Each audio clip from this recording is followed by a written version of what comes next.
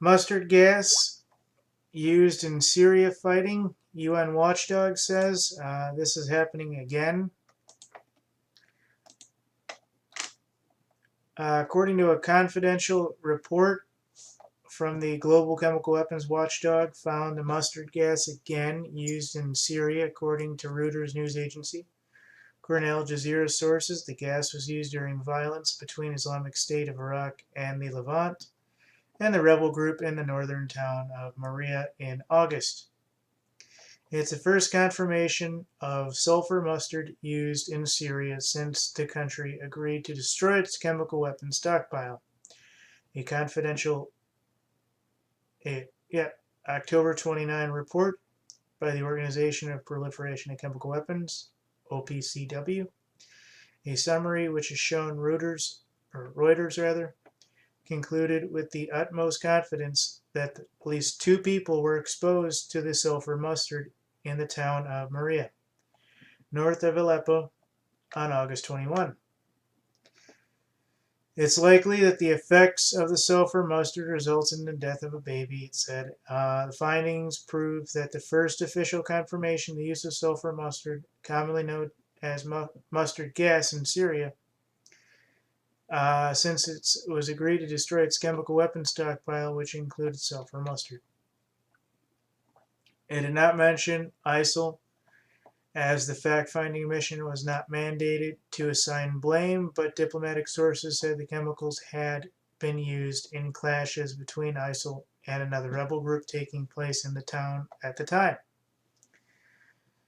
Either way, ISIL gained the ability to make themselves, or it may have come from the undeclared stockpile overtaken by ISIL. Both are wearing options.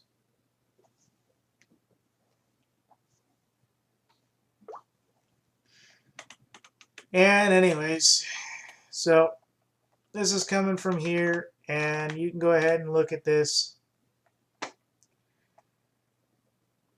You know, there's 240,000 people displaced. Half of the population in Syria remains a country divided. A variety of actors are locked in power, struggling pro and against President Assad. You got Kurdish forces. You got the Nusra Front, the Islamic State, and other armed factions. And it's just a wholly unforsakable mess.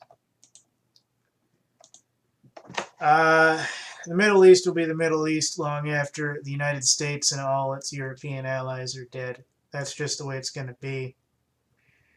It was the Middle East before Islam. It'll be the Middle East after Islam.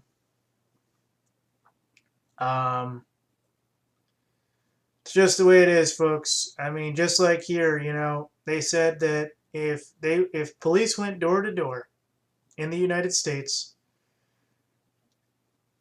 it would take 64 years for them to remove all these small arms in the United States, all heavy weapon or like rifles and everything else. 64 years total.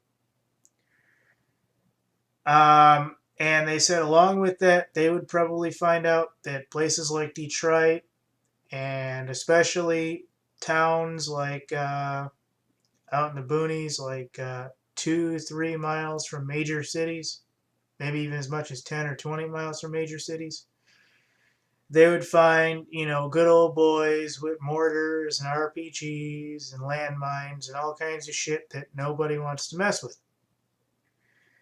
So you got these hilly countries in the boonies, and you got all these weapons that have been out and about for nearly 40 years. These good old boys that are ISIL and everybody else now are going to have access to their great-grandfather's stash and their, you know, the people who fought the war 20, 30 years ago. This is what's going to happen. Not to mention they're going to probably make their own as well.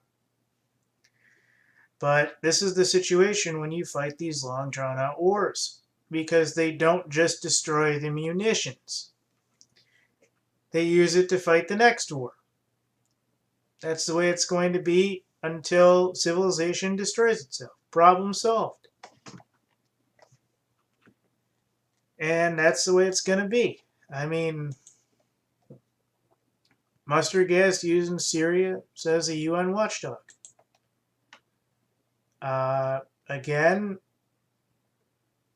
basically, they're blaming ISIL, but it could be another rebel group as well. This was back in August near Aleppo in Syria. And another report came about October 29. So that was a couple days ago, folks. Another report August 21. So we got 3 reports, and another one reported in 2013.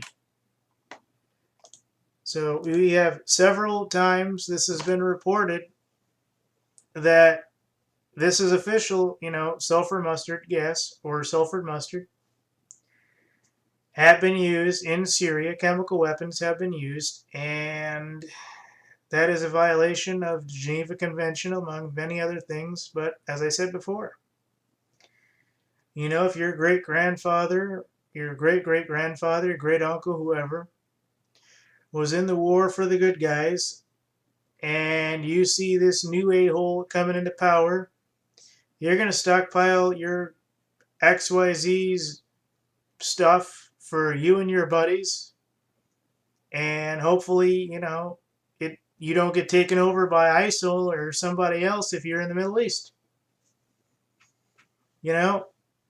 I had a grandfather who had like 4 or 5 gas masks from when he was in the Korean War. I mean, he went down in the basement. It was just, there were hardly no firearms that I was aware of, but he kind of was one of these nuts that said, the war is coming, the war is coming, there's too many Arabs. And if he would have been around for 9/11, I guarantee you he would have been under arrest, or he would have been killed in front of the family. I guarantee that.